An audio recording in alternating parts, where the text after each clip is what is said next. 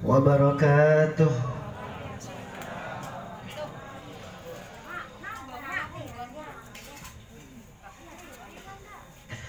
Alhamdulillah. Alhamdulillahi Rabbil Alamin. Hamdan yuafi ni'amahu wa yukafi'u mazidah. Ya Rabbana lakal hamdu kama yanbaghi li jalali wajhika wa li adimi sultanik. Allahumma salli wa sallim wa barik wa karrim wa majid wa azim wa syarrif ala sayyidina wa nuri qulubina Muhammadin wa nuri qulubina Muhammadin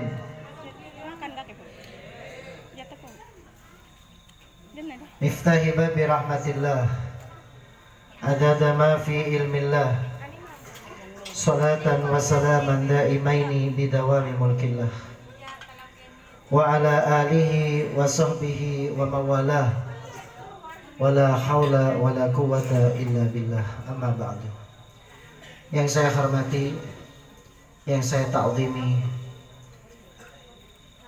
yang saya selalu ikuti nasihat-nasihatnya para alim, para ulama, para penyambung lisan mulia Nabi Muhammad SAW. Semoga kita semua tidak luput daripada barokahnya para ulama, yang mana mereka itu adalah penerus-penerus Nabi Muhammad. Mereka itulah yang dikatakan sebagai pewarisnya Nabi, sehingga pantas monreng madura mereka cek sopanah, cek ta'zimah dak ke para alim ulama. Jangan dirubah keadaan seperti itu. Terusakin semua daripada muslimin dan muslimat ta'ziman wa ikraman lahum. Harus ta'zim, harus takrim kepada para ulama, para kiai, para lora, para ustadz, mulai dari sengaja rakin alif bata, ustadz, guru tolang. Wajib bagi kita untuk ta'zim kepada mereka, karena mereka adalah penerus lisan mulia Nabi Muhammad SAW.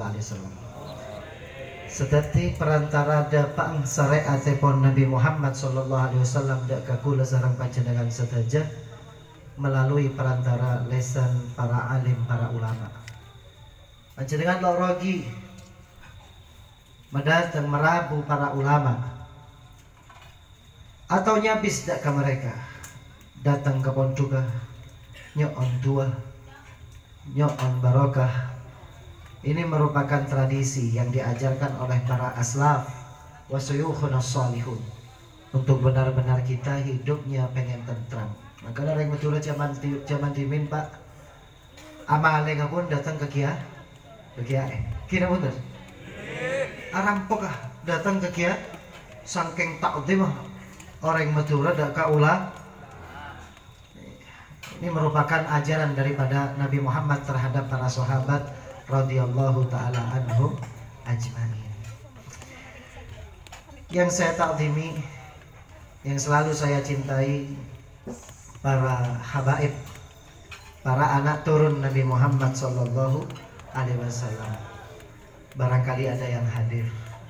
Semoga Allah Subhanahu wa taala kumpulkan kita dengan mereka para habaib fid dunya wal akhirah. Anak toronepon Kanjeng Nabi Muhammad sallallahu alaihi wasallam. Mereka itu adalah seseorang yang mewarisi darah Nabi Muhammad sallallahu alaihi wasallam. Tubuh mereka itu para habaib adalah orang-orang yang selalu pantas untuk kita selalu untuk junjung tinggi mereka, karena sebab di dalam tubuh mereka terdapat darah Nabi Muhammad SAW. Segala sesuatu yang bersambungkan kepada Nabi Muhammad, apalagi yang bersambung itu perihal nasabiah, perihal nasab, perihal darah. Panjenengan mau nagajuan potra, cek tampengah bakal salah. Datang ke congkok gula. Begitu dapat ke congkok ke dalam gula, akemi seberangan. Kaca pecah. Gelas benteng. Pereng benteng. Akar keran congkok abdi. Sareng gula tempeleng kotoran panjenengan. Pegel apa punten panjenengan? Sejelek-jeleknya anak tetap kita Habib cak nokol putra gula beb. Panjenengan lok nyereng apa ring cek eren. Rembung lahir akhir sahara beb.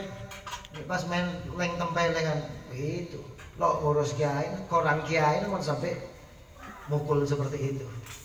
Dibela. Kenapa? Anak.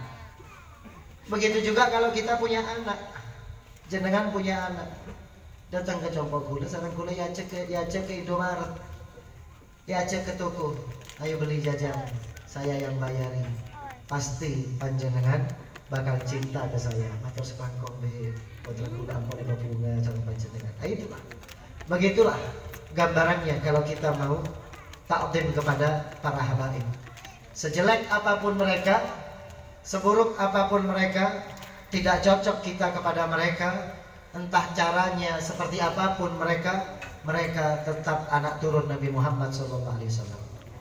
Di tubuh mereka ada darah Nabi Muhammad.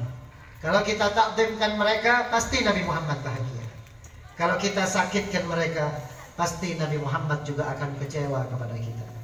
Makanya dikatakan oleh salah seorang ulama, kenapa Nabi Muhammad di akhir hayatnya itu yang diteriaki adalah ummati, ummati, ummati.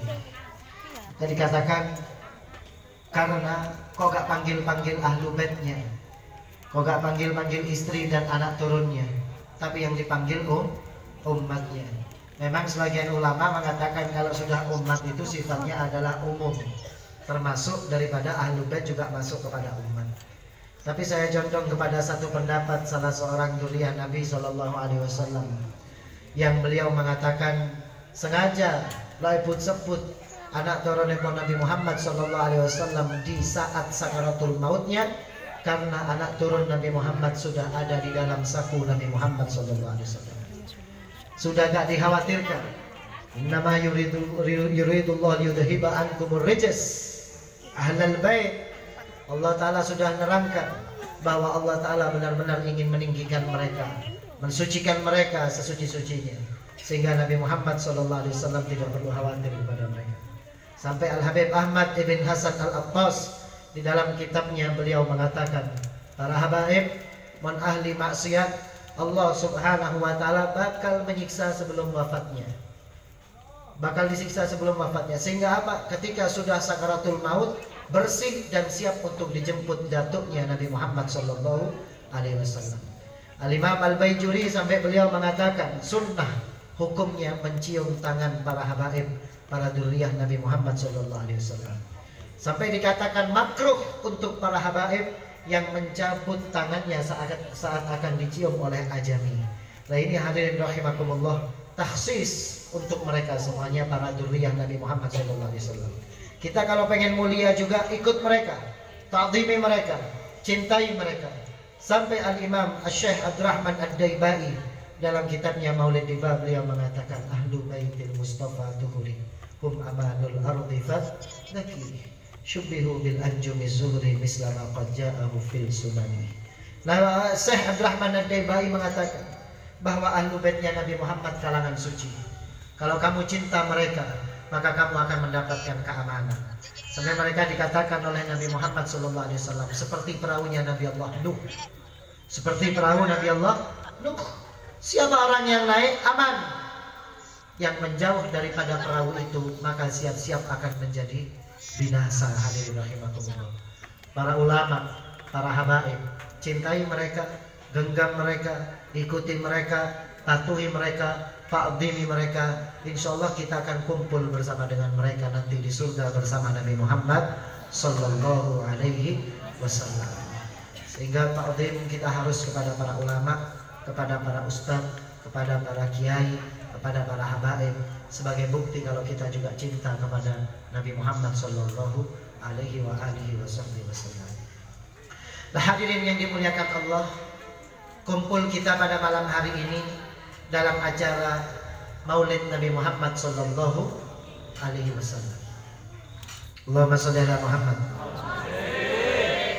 Kalau sudah ingat Maulid Nabi, itu kita yang bayangkan bagaimana proses kelahiran Nabi Muhammad sallallahu alaihi wasallam. Alangkah Allah Subhanahu wa taala menjadikan mulia itu Nabi Muhammad sallallahu alaihi wasallam. Hadirin yang dimuliakan Allah, Nabi Muhammad itu mulia zatnya. Sampai dikatakan oleh Al-Habib Ali bin Muhammad bin Husain Al-Habashi, hadhihi dzatish syarifah. Kata Al-Imam Al-Habib Ali bin Muhammad bin Ali Al-Habsyi, Al-Habib Ali bin Muhammad Al-Habsyi, beliau mengatakan bahwa zatnya Nabi Muhammad itu sudah memang mulia. Beda dengan manusia. Kalau manusia itu dikatakan bi akramir rusli kunna akramal umami, pasti ada sababiahnya. Tapi kalau Nabi Muhammad memang zatnya sudah mulia. Jadi sejak sebelum Nabi Muhammad wujud Muhammadan, Nabi Muhammad itu sudah dimuliakan. Kita lihat di dalam Maulid Tiba. Fa subhanahu wa ta'ala min malikin awjada nura nabiyhi Muhammadin sallallahu alaihi wasallam qabla an yakhluqa Adama min at-tinil lazim wa 'arada fakhrahu 'ala al-ashya' wa qala hadha sayyidul anbiya wa ajallul asfiya'i wa akramul habaib. Itu Allah Subhanahu wa taala. Hadirin rahimakumullah, angkarawan maos tiba pasemangat ajar makna datang ke ustaz artinya apa ustaz? Makna apa ustaz? Biar semakin cinta kepada Nabi Muhammad. Tadi bertenggak pun hadir maulutan hadirin. Kepuru sebelah yang mana? Kotor kapi. Ojeng alasan segala macam alakoh mari dari sabar beb kabit kita. Cupit abid mem ini dibahas tentang Nabi Muhammad. Kalau sudah dibahas Nabi Muhammad, kita tahu Nabi Muhammad, maka kita akan semakin cinta kepada Nabi Muhammad sallallahu alaihi wasallam. Itu Nabi Muhammad zatnya sudah mulia hadirin. Sampai dalam tiba pun dibahas fa subhanahu wa ta'ala, maka maha suci Allah Subhanahu wa ta'ala yang telah menjadikan cahaya Nabi Muhammad sallallahu alaihi wasallam dari cahaya Allah. Ini diambil dari sebagian cahaya Allah, dijadikanlah Nabi Muhammad sallallahu alaihi wasallam. Kapan itu? 1000 tahun sebelum wujudnya Nabi Adam. Sudah ada cahayanya Nabi Muhammad. Zatnya Nabi Muhammad sudah ada. Dan ini sudah mulia. Sudah sangat dimuliakan sampai dikatakan wa 'arada fakhrahu 'alal asya'. Kemudian Allah Ta'ala sodorkan kemuliaan cahaya zatiyah Nabi Muhammad alal asya. Di sini para ulama sangat mendetailkan siapa asya di sini. Allah Ta'ala sodorkan kepada segala sesuatu. Siapa segala sesuatu di sini? Segala benda